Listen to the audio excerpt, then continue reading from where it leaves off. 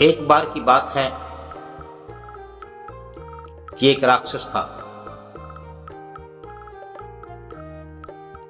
और वह राक्षस बड़ा ही दुष्ट प्रवृत्ति का था और इतना दुष्ट था, उसी का परिवार, उसी के सगे संबंधी, उसी की जाति और कुल के सभी राक्षस उसे छोड़ करके चले गए और वह अपनी दुष्टता के कारण, अपनी क्रूरता के कारण अकेला रह गया। अब वह तो हर चीज से बेबस और लाचार हो गया, लेकिन अपना आचरण, अपना व्यवहार बदलने के लिए तैयार नहीं। एक बार वह घूमते घुमाते एक बस्ती के समीप गया और वहां से वह एक आदमी को उठा लाया और उस आदमी से कहने लगा, वो आदमी गिड़गिड़ाया, रोया और उसने कहा कि आप मुझे मारे ना, मुझे खाए ना। राक्षस के मन में भी ख्याल आया कि सब तुझे छोड़ करके चले गए हैं, सब तेरे नाम से, तेरी छाया से भी डरते हैं। अगर तू इसे भी खा जाएगा तो फिर तुझे कोई और ढूंढना पड़ेगा और यह सिलसिला तो रोज का है, तो क्यों ना यह गिड़गिड़ा रहा है, मैं इसे अपनी सेवा के लिए रख लेता हूं। तो उसने कहा कि ठीक है, मैं तुम्हें मारूंगा नहीं, खाऊंगा नहीं, लेकिन तुम्हें यहां मेरी इस गुफा में मेरे साथ रहना होगा, मेरी सेवा करनी होगी, जो भी काम मैं तुझे कहूंगा वह तुझे करना होगा, नहीं तो मैं तुझे मार करके खा जाऊंगा। और उस आदमी ने सोचा कि चलो जान जाने से तो जिंदा रहना अच्छा है। उसने कहा कि ठीक है, और इस प्रकार से वह राक्षस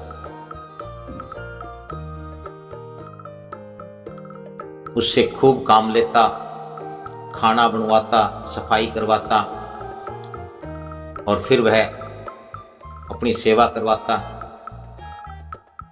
और इस प्रकार से एक लंबा अरसा उन दोनों के बीच बीत गया और वह आदमी उसकी धमकियों से, उसके अन्याय अत्याचार से बड़ा तंग था, बड़ा दुखी, क्योंकि वह बात बात पर एक ही बात कहता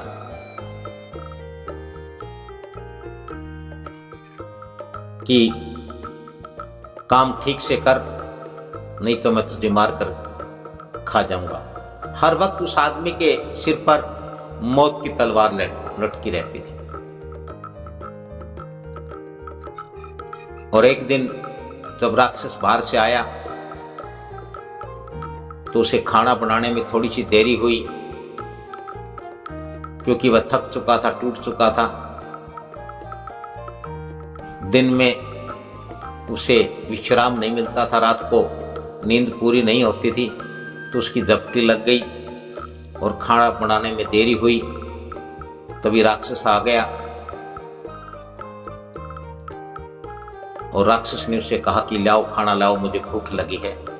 तो उसने कहा कि राक्षस देवता, अभी खाना बनने में थोड़ा सा समय बाकी है,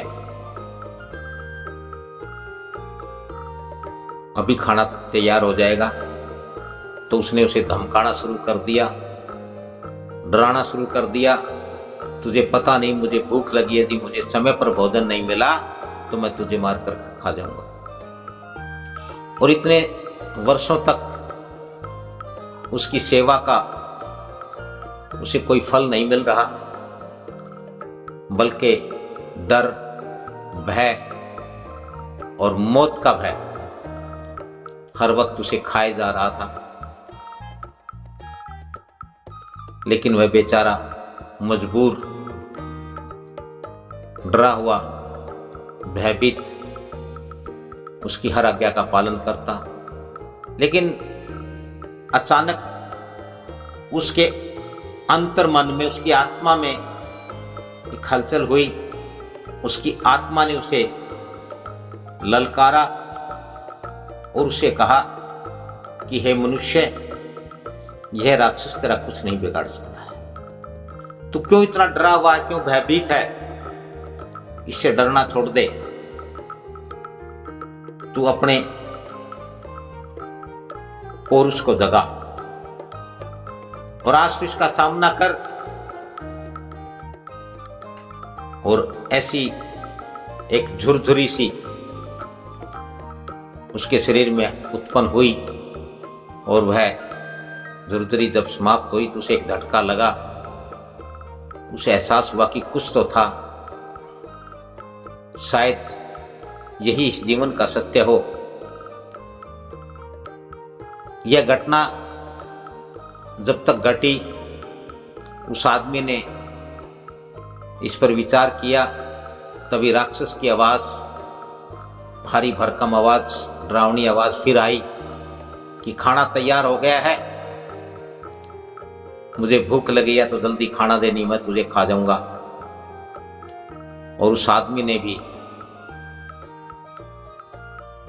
उसका पौरुष जाग उठा। उसने राक्षस से कहा कि अभी खाना बनने में देरी है, चुपचाप पड़ा रहे,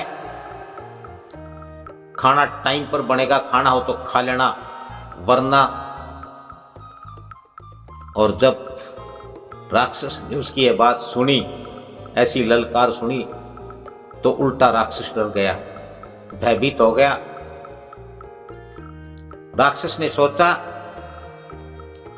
कि आज इसकी आत्मा जाग गई है, आज इसका पौरुष जाग उठा है, अब इसको डराना संभव नहीं रह गया है। और यदि मैं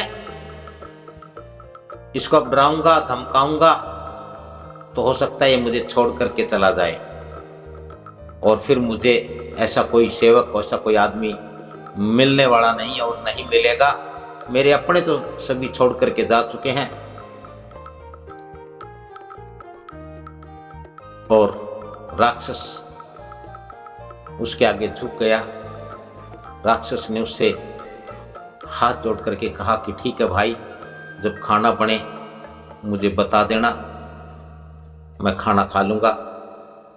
और आज से तुम भी पूरा आराम करना, पूरा भोजन करना, मैं तुम्हें कुछ नहीं कहूंगा। तो यह जो एक सीख है, एक शिक्षा है, यह एक सत्य घटना पर आधारित है। और इसका अर्थ यही है कि मनुष्य की अंतर आत्मा, जिसे हम अंतर मन भी कह देते हैं, वह जब तक जागृत नहीं होता है, जब तक मनुष्य को अपने पौरुष का, अपने बल का, सत्य का एहसास नहीं होता है, तब तक वह, और जब तक उसे इस सत्य का एहसास नहीं होता है, तब तक वह भ्रमित, भयभीत, भटकता रहता है। और जैसे ही मनुष्य को उसकी आत्मा का एहसास हो जाता, आत्मा का ज्ञान हो जाता है, तो वह इस संसारिक डर से, भय से, भरम से, भटकन से मुक्ति पा लेता है और वह अपना जीवन संवार लेता है, सुधार लेता है, जान लेता है।